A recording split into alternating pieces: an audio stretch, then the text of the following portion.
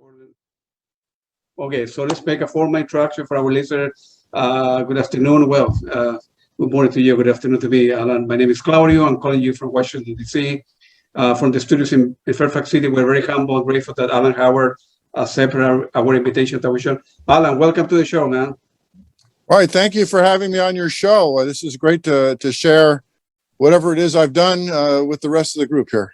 I got you. Thank you very much. So let's go back to the beginning. You know, for a year and a half, we live in crazy time with the COVID. Some people believe in the vaccine. Some people don't believe it. It's free for everybody. Whatever. You know, how the COVID is affected your life, your sanity, your inability to play live, and whatever.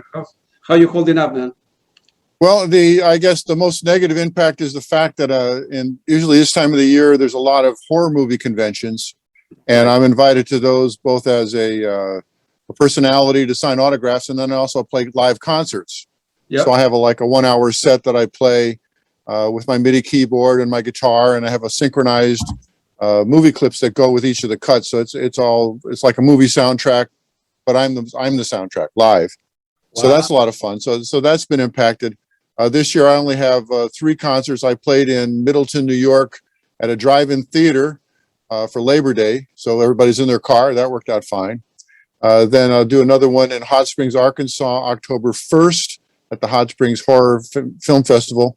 And I have another show coming up in Boston at the Coolidge Theater on Mischief Night, Halloween, October 31st, October 30, and it turns October 31st. And then there's a 12-hour movie marathon. They played 12 hours of horror movies from midnight to noon the next day. So that'll be a lot of fun. And you're going to be the 8 hour there? Or you do 1 hour on and on? Yeah, no, I do 1 hour and then they just play the movies and I have, I visit with the people. Gotcha. It's interesting stuff. We'll talk about all the music and the sound effects, but interesting recently, when I was in high school, when I first was introduced, or even grade school, introduced to music, I was actually focused on being an artist.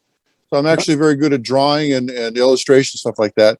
So I've also started another little sidebar where I'm now doing illustrations by hand of scenes from the movies that I worked on. And if it's like Big Trouble, I put a couple bars of the music and a drawing of the truck or Lopan or stuff like that. Or if it's Halloween, I do an illustration with the knife and the blood, and I'll put a couple bars of the music and sign those. So I started with another little artistic career just in our COVID diversity. I got you. For something to do. So that was fun. It was something I could do with the sound effects work. Besides, I worked on that movie, something else I can create new product. So that's been fun. That's fascinating. Were you born like in a musical family? I mean, when you began the equivalent of taking piano lesson or guitar lesson, like every kid? Yeah. All right. So in the way back, I grew up in New Jersey. I was in East Brunswick, New Jersey. Yeah. And my dad had a little 12 key accordion up in the attic that I said, "Dad, what's this?" And then I remember playing, and I took local lessons from a local teacher that was also on television. He thought he was a big deal. And I remember being down in his basement doing my little polka, and I finally got both hands going. I thought I was really cool.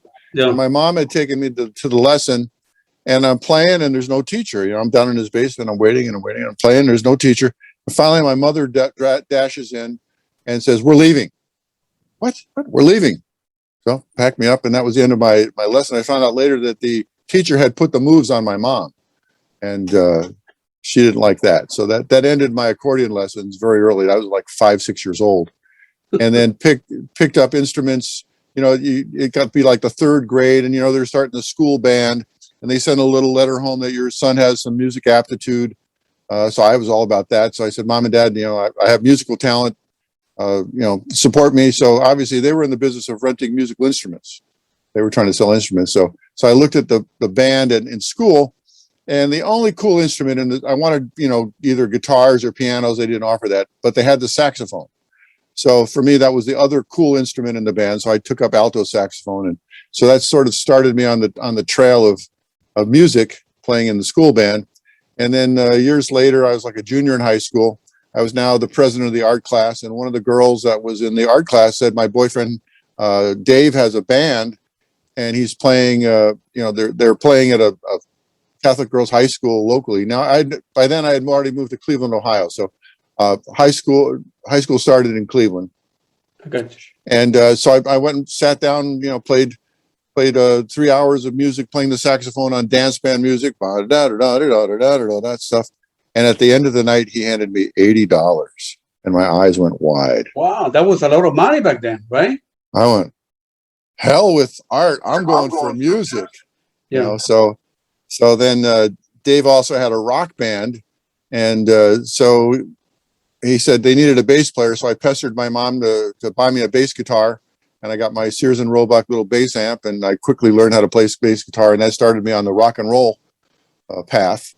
Then I played in a lot of rock bands in the Cleveland area. Cleveland's a rock and roll kind of town.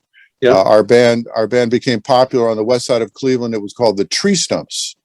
Out of the Tree Stumps, years later, one of the major artists that came through the Tree Stumps, which eventually got renamed as Silk, was a fellow named Michael Gee, who was Michael Stanley. His real name was Michael Gee. He was Michael Stanley, and he became a local personality in.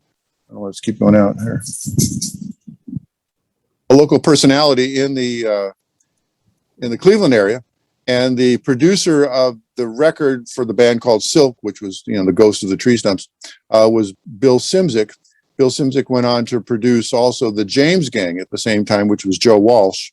And so we were a sister group with the Joe Walsh of the James Gang, and then the Silk were the two bands that were managed by the Belkin brothers, the local talent managers. And eventually Bill Simzik went on to the Eagles, and that's how Joe Walsh wound up in the Eagles, was through Bill Simzik. Yeah. So that was sort of the original music effort.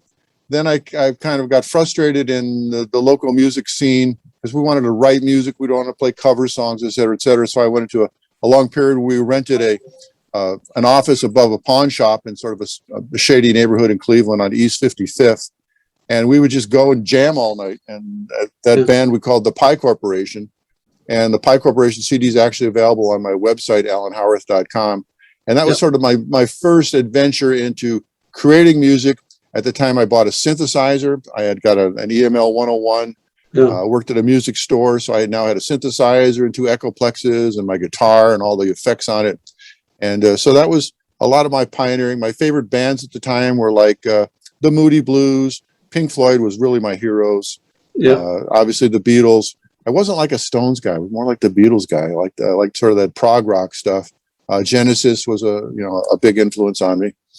And so I was sort of a phase there. It gets to be the mid 70s, and one of the bands we came in contact was a band called Weather Report, and the sound guy from the Pie Corp band, which eventually was disbanded, never made a record, stuff like that. But I was invited to go out and work with Brian Risner, who was now with Weather Report, and became the keyboard technician for Joe Zawinul from Weather Report. So my job, I was like the butler. I set up these 8 keyboards every day, got them all in tune, got everything tuned up, and then I could turn around to Joe Zawinul and go, okay, Joe, it's all working, you can play now. So I toured with the band the whole world, 76 to 80, and that got me to Los Angeles. Then another, nothing was planned. I blessed from those up there, the big managers. And a big burly biker buddy of mine from Cleveland was now working at Paramount Pictures, and he was working in the transfer bay. He's just making copies of tapes for duplication, stuff like that. And there's these two sound effects editors, Steve Flick and Richard Anderson, are standing behind him saying that they need somebody who knows about synthesizers to work on this movie. And he turns around and goes, "Oh man, you got to talk to my buddy Alan, man. Yeah, he works for Weather Report. He knows all about synthesizers." And they look at him and they go, "Weather Report, is that the one at 11 o'clock or 7 o'clock?" Thinking Weather Report, meteorology. Yeah, I know. But nonetheless, they took my name, and I went down and met them. And they were working on Star Trek, the motion picture. So this is when Star Trek went from TV to movies, and they wanted to create a palette of sounds, and they wanted someone to be creative. So I made them an audition tape of the sound effect of the Starship Enterprise going from warp 1 to warp 7. which was a scene in the movie where they had to do this big acceleration. And I was in my little dining room studio with a Prophet 5 synthesizer and a little TAC 4-track tape recorder, basic stuff that I had because I was interested in, I still had music, and turned that tape in, and it became the sound of the Enterprise, and I got the job. So all of a sudden I went from rock and roll to jazz. Now I was in the movie business. That was my first movie. How old were you at the time? This would be 1980. So I was around 33. Gotcha. So it was a perfect time to, stop traveling the world and from living life from the back of the bus and living on beer and pretzels, and so it became a career. My wife's name is Melody. She's from originally in Cleveland. So I married a Melody, which is another whole alignment of, golly, a musician, he marries a Melody, that's your wife, and your kids come out of Melody and all this other stuff. So it's been around. The interesting thing is, so got introduced to the movie business through Star Trek. The picture editor from that first Star Trek movie, a fellow named Todd Ramsey, his next assignment was the movie Escape from New York. And I had been giving Todd my cassettes of music and promoting myself and saying who I am and what's going on. And so he thought, well, you and John Carpenter might get along. You should meet him. So John Carpenter came over to my little dining room studio, which now had grown because of Star Trek. I now had more synthesizers and tape recorders and a mixer. It was a little more sophisticated, but still just in the dining room. It wasn't like a real studio. Carpenter sat around for about 3 hours, and I played him sounds and music. And the end of that meeting, he goes, well, yeah, let's do it. So all of a sudden, I was now scoring movies with John Carpenter. First one being Escape from New York. So that was Escape from New York was my first film score. Yep. So that really launched me in the world of composing for movies with John Carpenter. Obviously, he's John Carpenter. He plays himself. So he walks in, he does the first pass because it's his movie. He's edited, he wrote it, all this other stuff. And so my initial job with him was basically to keep all the synthesizers in tune and keep the tape recorders going. And when the red light's on, make sure that it was getting recorded. Over time, he let me participate more, and we became more of let me collaborate with him. And certainly he didn't want to know anything about the technology. That was one of his things. A couple of times I tried to explain something technically to him, and he'd go, Alan, that's your job. I don't even want to know. Just make sure it works. So that was his focus. So I went on with Carpenter from Escape from New York. Right after that, now we're in like 1981, going into 82. And he says, well, my next movie is going to be The Thing, and I'm going to be really busy. And they want to make a sequel to Halloween. So you're going to do Halloween, like an assignment. You go do Halloween. I'm busy. So he handed me the assignment of doing the sequel to Halloween 2. Yeah. And so Carpenter was gone. I basically had his original score to Halloween 1 as a multi-track. I transferred that from a 16-track to a 24-track, so I had open tracks. And I started to dub into the original Halloween score with my own synth work. And sort of that made the texture of Halloween go from a more simplistic to a more gothic, darker tonality. So there's the score to Halloween 2 still is one of my most popular things that get played like on the internet, on Spotify and all this other stuff. So Halloween 2 is very popular. And then at the very end I finished Halloween 2, Carpenter's finishing The Thing, and Ennio Morricone was his composer on The Thing, which was his hero. And, he did a good job, but there was a couple cues that Carpenter wanted that to just fill in, just supplementary. So we spent one afternoon where we did some extra cues for The Thing. You'll hear it's different. It sounds more like Christine. It's like droney stuff. It's incidental. It's not major stuff, but did work on The Thing with him. And then after he was done with The Thing came Halloween 3. And at that point, at the end of Halloween 2, Michael Myers was supposed to be dead. Right. Yeah. So the idea was let's go into a Halloween anthology. Let's go into Halloween stories. Hence Halloween 3, The Season of the Witch, which that score also came out really good. It's again very popular. We keep revisiting that as great work in electronic music. I did a lot more participation then. Much more advanced sequencing. Each time you do it, your chops get better, your equipment gets better. So we continue to grow technically and also just musically. I remember sitting down to Halloween 3, and I said, well, what do you want to do, John? And he says, hey, Alan, this is going to be really easy. We're just going to rip ourselves off, which was his saying, I loved what we did on Escape from New York. Let's just keep doing it. Yeah. So we sat down, scored Halloween 3. Then John there's a short story on the movie The Thing, which today is, recognized as one of the greatest monster movies, whatever. But at the time The Thing was released by Universal Pictures, they released E.T. at the same time. And so now here's E.T. on the cover of Time magazine. It's like, the big rave, and his movie's coming out at the same time. So box office wise, and remember that was before VHS, if you didn't go to the theater and see it, it was considered a flop. He said, they considered it a flop. It destroyed me. I wouldn't even get another movie. I had to hire out as a director for the movie Christine, just as director only on another guy's movie. Of course, he still did a great job. So I scored Christine with him. After that, I'm trying to think of the sequence of events. We went on to do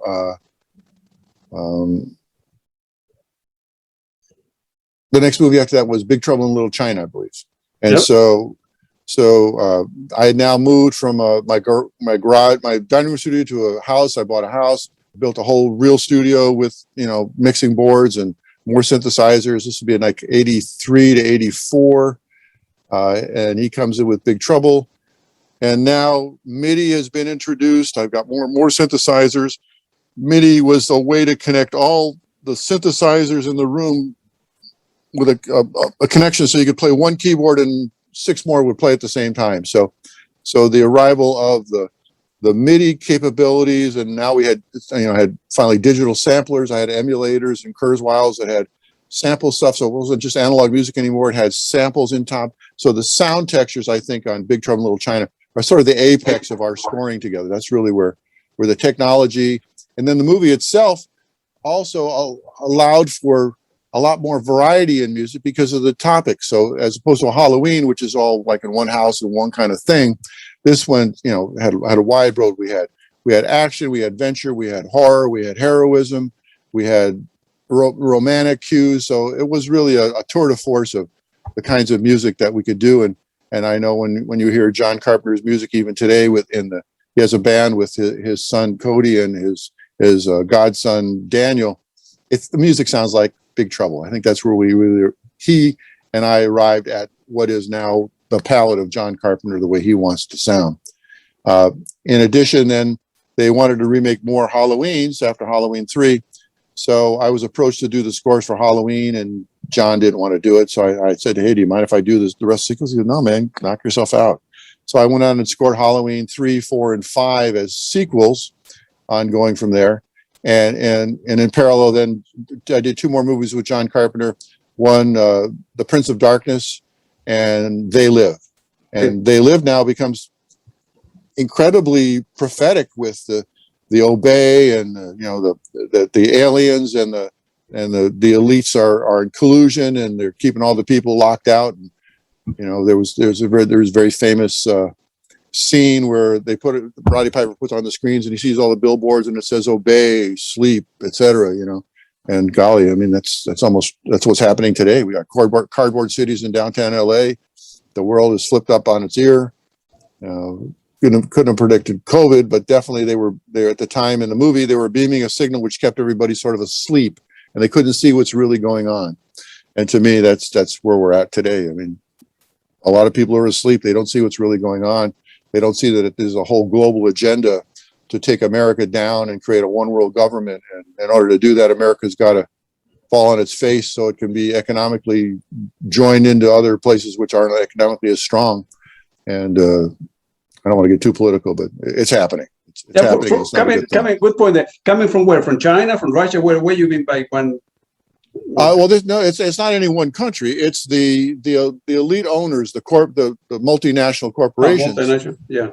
Are in it. I mean, obviously the bad guys, visible bad guys, are George Soros and what's our guy, the Davos group, Klaus, whatever his name is, that's got the World Economic Forum.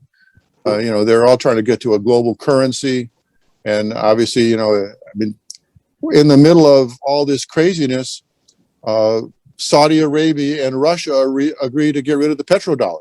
You don't have to buy. We had a lock on oil; had all be sold in dollars. Now that's been thrown out, so they can trade in rubles or gold or whatever they want.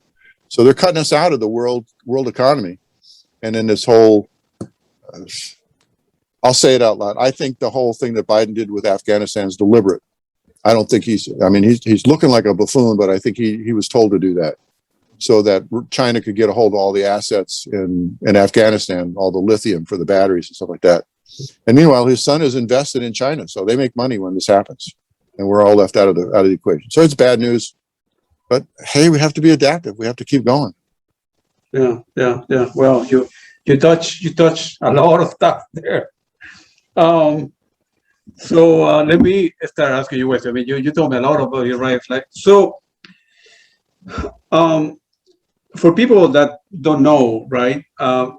Give me a good definition of a sound designer versus a film composer. Right? At the beginning, when you began working with John Carpenter, you mentioned, well, sure, he hired you an assistant, and eventually, well, I can do that, but I can do that. You know, feel free to elaborate, not just with John Carpenter, but with other people that you have worked with. What will be a good definition of a sound designer, if you will? Sure. So, again, my first opportunity was to create sound effects. Yeah. And in the hierarchy of a film soundtrack, there's dialogue, music, and sound effects. Those are the three sort of committees. There's a supervising sound effects editor that does all the administration of the personnel. So there's dialogue editors, there's sound effects editors. And in the case of Star Trek, I became a sound effects specialist, which now is called a sound designer, but at the time I was called special sound effects. You know, if you know what ILM is, ILM makes special visual effects, right? They created shots of spaceships and monsters and all this other stuff that you couldn't shoot with a camera. It had to be done in a computer, and it's a special technique. So I sort of filled that chair as a sound effects person. Yeah. So, you know, you can't record the sound of the Enterprise. It's got to be created in those days, tape recorders and with synthesizers, and the tape recorders were called the samplers. There was no computers at the time. So the idea of pioneering these sound effects and creating a library for the sound effects editors to use in the movie was my role at the time. You know, I because I had the equipment from making records and making music, and I was into synthesizers and all this other stuff. It turned out that my skill set suited what they needed as a vendor, as a person to make stuff for them.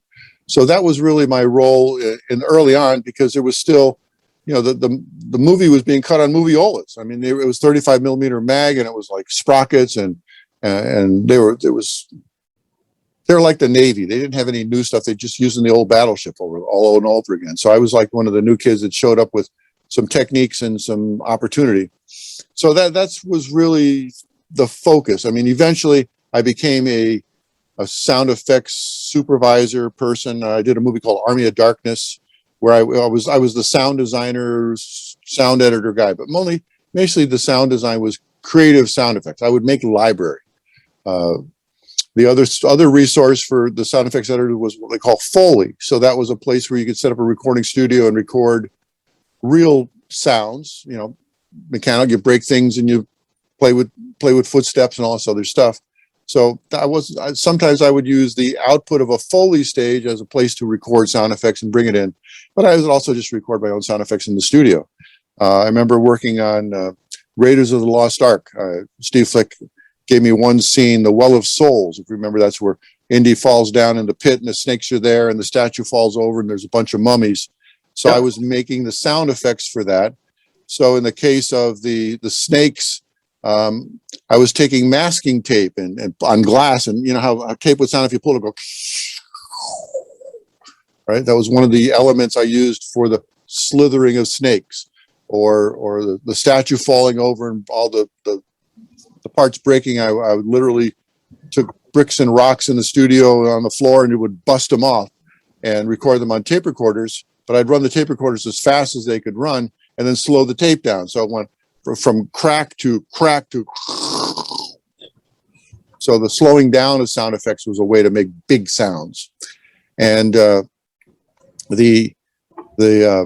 actually the mummy sounds, when Marion calls on the dummy and pulls the first mummy down and there's a scream in the scene, that's actually my own voice. I did my Roger Waters inhale scream, which he does in a song called Careful with That Axe, Eugene, where he goes, inhale scream, and that's actually the sound in Raiders. So it's being creative. You know, I love pioneering. I love being the first kid on my block to play with something and have to figure out how to do it. And kind of once it's all figured out and it becomes mechanical or like a job, I'm looking for the next thing already. So that's just my personality. So, Star Trek was a big thing. And then did a little bit on Raiders. Another one I did was Poltergeist at the same time. Same kind of situation. I'm with these same sound effects editors actually that I met on Star Trek. They're now doing Poltergeist. And I remember sitting in a room spotting sound effects, the spotting session. So you meet with the director and you make a list. Well, I need something here, and I need something here, and I need something there, and you're going to go back and create it. And in Poltergeist, there's this one scene where the little girl has now disappeared into another dimension. We don't see her anymore. And the parents are in the dining room kind of looking up going, because they're hearing her voice. So her character is only the voice. So what would that voice sound like? So I remember sitting in a room and I've got Steven Spielberg, Michael Kahn, Frank Marshall. These are all, like being with the Pope. I mean, they don't get any higher than that. And I talk to Steven and I go, well, Steven, what do you think about the effect on Carol Ann's voice? And he goes, Earth to Venus. I pause for a second. Earth to Venus. Oh, that's great, man. And I write down Earth to Venus. I have no idea what he's talking about. It's like, I go out in the hall after the session and I start to sweat. I have no idea. Steven Spielberg just told me to do something and I don't know what he's talking about. Oh my God. If I get this right, I'll never work in this town again. So I went back to the studio, and remember, this is before computers and digital. This is just tape and synthesizers. And I keep trying stuff. In fact, I had one digital piece of equipment, Eventide harmonizer, but the pitch change wasn't working. It sounded digital. It wasn't organic. They had to sound real. So about 2 weeks later, I'm like I'm on the dime here. Like, where's this effect for Steven Spielberg? And I'm riding in the car, and on the radio comes this Led Zeppelin song called "Whole Lot of Love." Yeah, and there's two, yeah, and in the song, there's two times when it breaks down to sort of a breakdown, and it goes, well, we'll call it psychedelic. And on Robert Plant's voice, there's a little pre-echo. So it goes, you need my love. And this idea of a pre-echo, of something happening before you hear it. When, that's it, Earth to Venus. I got it. I know what he's talking about. So with that first Led Zeppelin inspiration, I went back to the studio and I took the sound of the tape of the girl's voice and I put it on the tape recorder backwards and I played it into reverb. So I had reverse reverb. So instead of mommy, it went, mommy. Yeah. And then I did that in it was in quadraphonic. It was 4-channel Dolby. So I did 2 passes. And while it was being recorded, I had modified the tape recorder with a big vari-speed on it. So I was fooling with the speed on the tape while it was recording. So the reverb was a little coming through. So I had 2 tracks of mommy, and then I had the voice, and then one more pass to dump it out into the surround sound. So it became like a Doppler. They called it a Doppler effect. It sounded like he was flying through. And that became the sound, and I was saved. Earth to Venus. Who knew? So you don't know where this stuff's going to come from. You just want to be alert. It comes to you.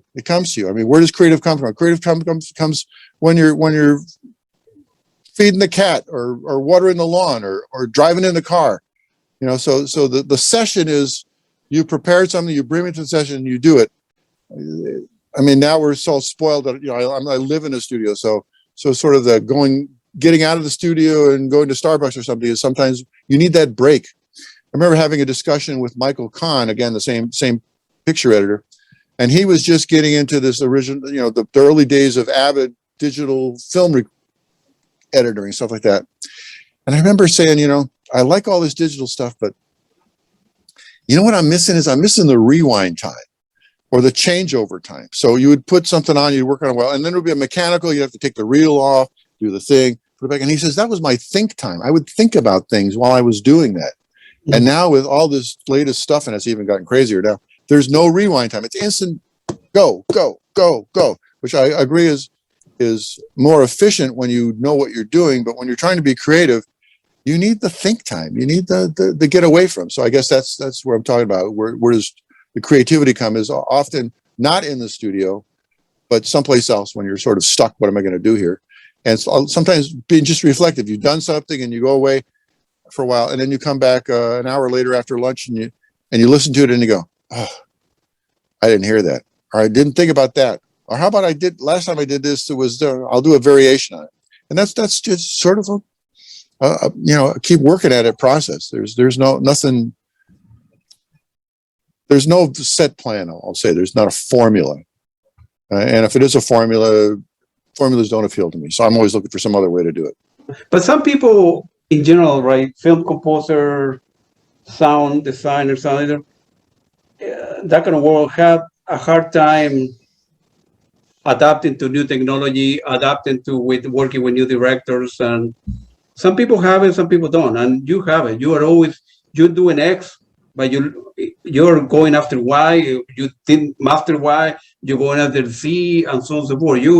You are ahead of the curve compared to most people. You are a goal getter, and you are a smart guy, and you are satisfied with this, and you move on to the next thing, as opposed to some musicians that they did, I don't know, 5 hits, 30, 40 years ago, and they keep on doing the same thing, as opposed to release a new music, a new album, new film score, so we're working with new people, and you are able to adapt and create new things. People don't have that, It's just a talent. I guess, it's from drawing pictures. When you start with a blank piece of paper, you make it up, right? It's not a coloring book. A coloring book, you just already got an outline, you're just going to fill it in. So you start with a blank and you go for it. And I think also sort of this rock and roll, sort of, even when I had the original band was Braino and then it became Pie Corporation, we were into jamming. And I always talk about the jam box, where somehow, you could have now you can do it, but at the time, some way to say, let's all go to C, and then we'll go to D minor, and then we'll go to E, and so you could shout it out, and then just jam on that note for a while. So the idea of improvisation has always been a thread for me. Hence, when I got to the jazz stuff, I watched, Weather Report for 300 shows, and there was no 2 shows that were the same. Yeah, they had a rough structure. Here's how we get in, then we do solos, and then we have a outro, and it was different. And just having all that improvisation, observation, watching. I mean, look, we're talking about Joe Zawinul, we're talking about Wayne Shorter, we're talking about Jaco Pastorius, the greatest musicians in that genre at the time, and just the best in the world. So to be around world-class people and have observed that, of course, I took it all in. It's part of my beingness now. And even with John Carpenter, those scores were never written; they were improvised. My God. I mean, a couple of times John would have a theme, right? Dun dun dun dun dun dun dun dun dun dun, or like Escape from New York. Ba da da da da da da da da. He was a master at themes, and in fact, I remember in the beginning thinking, "Golly, these themes are so simple." I mean, as a musician, it's like it's nothing. I mean, it's on one note. He plays a C note for 3 minutes, and it's just this going, whoa, whoa, whoa. Musically, they were the antithesis of complicated, but they worked. And also watching him make music for his own movie, there was a couple philosophies that he shared with me, which I share. Like to John Carpenter, he gave me this quote. He says, "Alan, for a director, music is the director's velvet glove," which he was saying it's a way to touch people without knowing they're being touched. Right. So in this scene, it's being acted. The music tells the audience how to respond. We're excited. We're scared. We're feeling empathy for the character. And that was his interpretation of how music works in a movie. He would often say that music was like the carpeting. It's the thing you just puts the floor of everything is built on it. And he also said that, you let the actors act. You don't get in the way. It's all about the acting. And now when nobody's acting, you want to make music to go from point A to point B to point C. Or like in the case of a horror movie, you've got somebody just going, yeah, not saying anything. So the music has to say, "Oh my God, something terrible is happening right now." Yeah, so I'm grateful for him for everything that he shared with me and the experience. I actually went to the school of John Carpenter for one person. I sat in a room with him for over 8 years. That's right. Yeah. Watching him do his thing and sharing in that stuff and contributing. And, here I am, golly, think about it. It's like 35, 40 years later, still